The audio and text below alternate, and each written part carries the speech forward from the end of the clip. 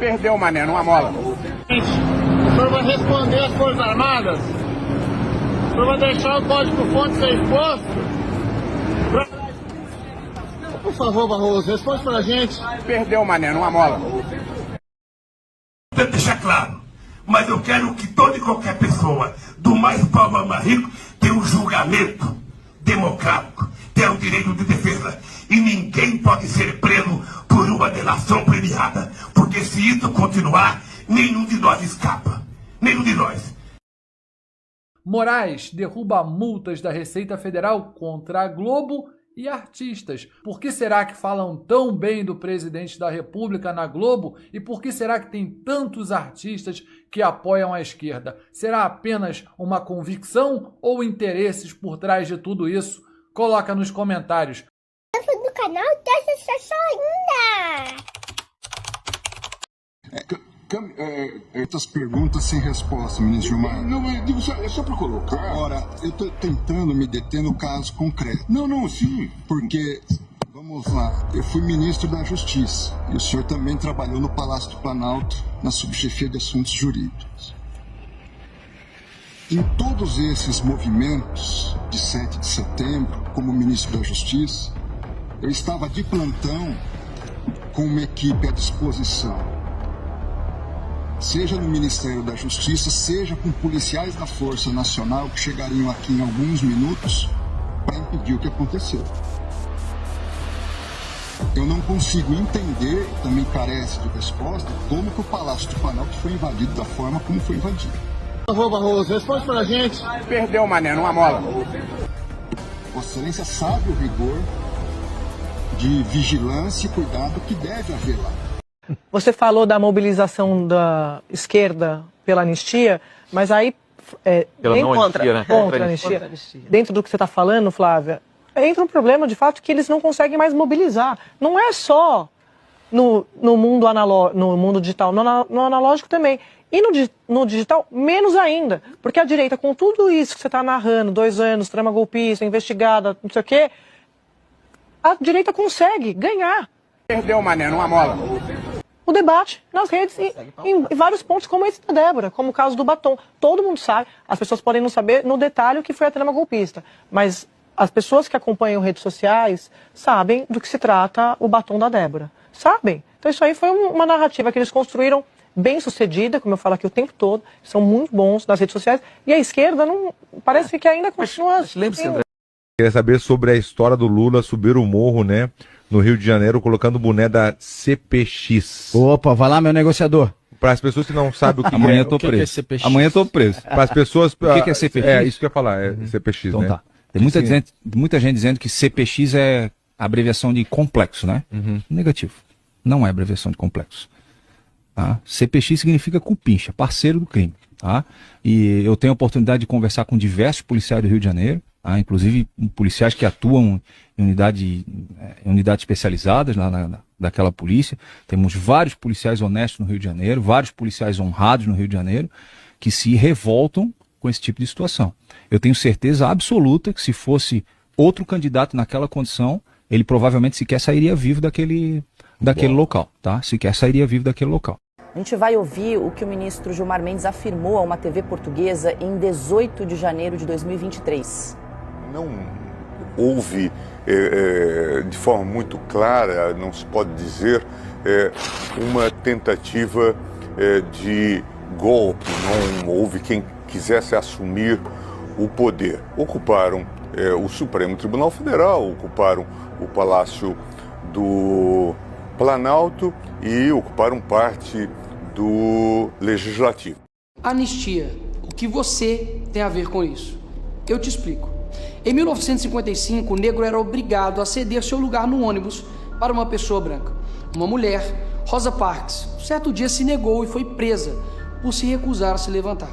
Sua atitude gerou o boicote aos ônibus, liderado por Martin Luther King. Sim, isso foi o início do movimento contra as injustiças que a população negra sofria. Mas o que isso tem a ver com a anistia, Nicolas? A injustiça contra uma mulher virou um marco de uma luta coletiva. Lá foi um ônibus, aqui um batom.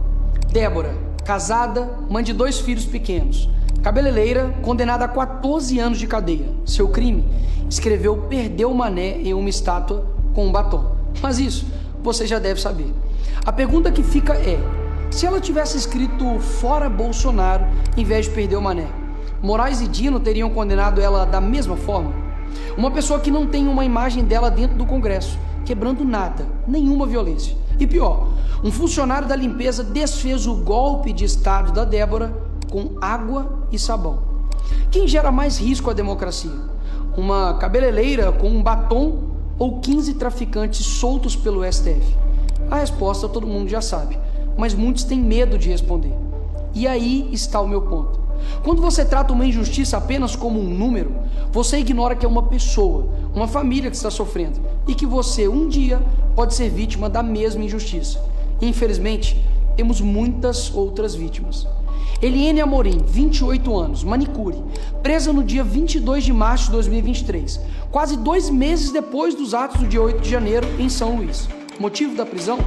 A acusação que teria participado dos atos de vandalismo em Brasília.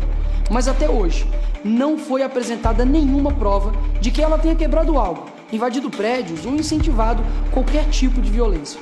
Uma das páginas da denúncia mostra que a única suposta participação atribuída a ela é o fato que teria viajado para Brasília. Só isso. Ela está presa há 2 anos. Giovana, balconista, grávida de 8 meses, chegou a Brasília no fim de tarde do dia 8, entre 17 e 18 horas, ou seja, horas depois da baderna. Foi presa na manhã seguinte, perto do acampamento em frente ao quartel-general. A PGR admite que não há provas de que Giovana tenha participado dos atos. Uma das principais testemunhas, o motorista do ônibus que a levou a Brasília, que poderia comprovar que ela chegou apenas no fim da tarde, quando os atos já tinham ocorrido, não foi autorizada a testemunhar. Adivinha? Por ordem do ministro Alexandre de Moraes.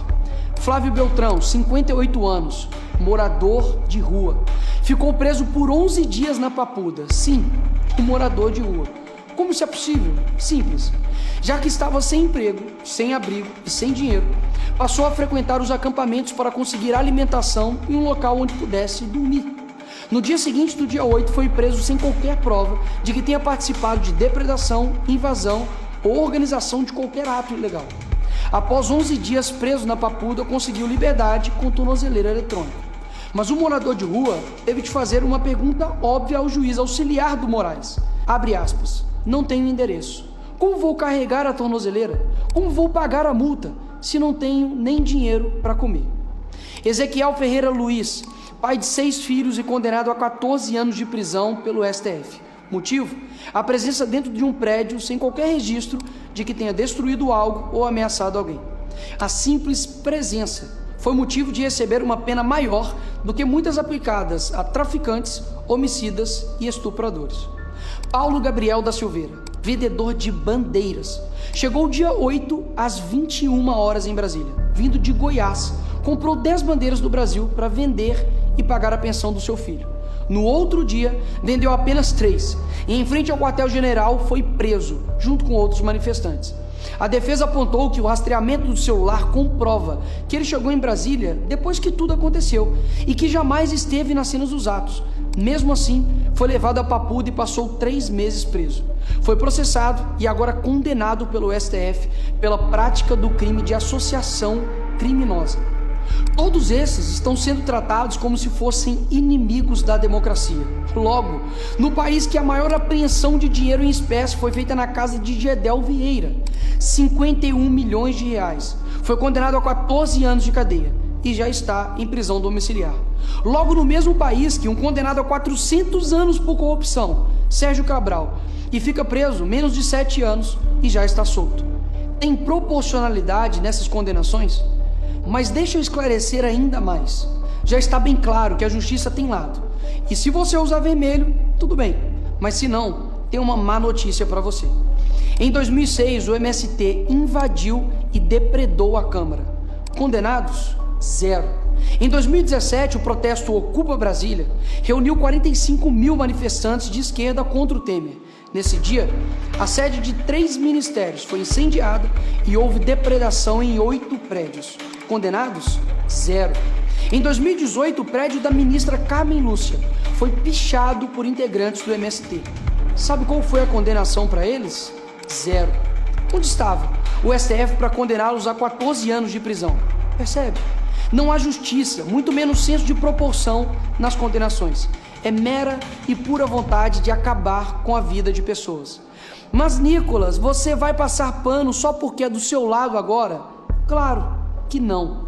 O dia 8 foi um dia lamentável para o nosso país. Quebradeira e desordem nunca fez parte de nenhuma manifestação da direita. O que nós queremos é simples: justiça. E justiça é punir sem vingança, mas dar a cada um o que é seu, nem mais nem menos. O Brasil já anistiou torturadores e corruptos. Negar perdão a manifestante é escolher punir só o que tem menos poder.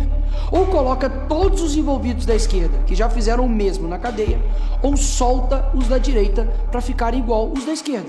O que não dá é punir uma torcida que cometeu algo e a outra torcida que já fez o mesmo repetidas vezes nunca ter punição. E por quê? Porque o juiz é do time deles. Aí não dá. Anistiar os presos do dia 8 não é absolver o caos, é reconhecer que a justiça não pode ser seletiva, quando a democracia também errou no seu próprio espelho.